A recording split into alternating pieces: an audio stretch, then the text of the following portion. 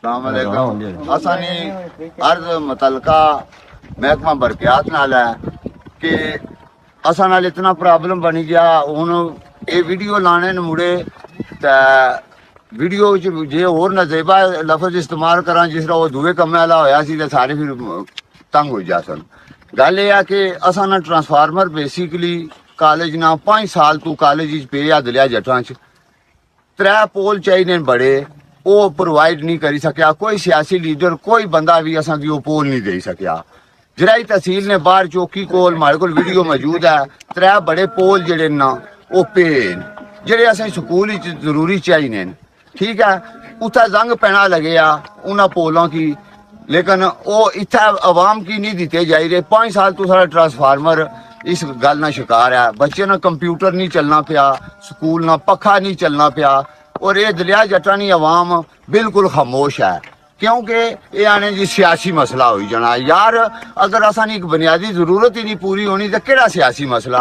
आज सुबह नहीं असानी बिजली बंद है, मुतलका काम नाल गल करो, लैंड सुपरडेंट फोन बंद करी उड़ना। ठीक है, लैंडमैन फोन नहीं सुनना। असा केड़े दर पर जाइए सवाल करा। इसी दलिया जटा का गुजारिश है कि अगर असा नाल इस तरह सलूक जारी रखा गया, असा इसा तुसा कोल और पैगाम देसा तुसा की असा एक दरखास्त नहीं शकनी सारे लोग असा इसा और पैगाम देसा कि असा ने मामला हल करो, नहीं तो असा की रोड बंद करने पर मजबूर मत करो।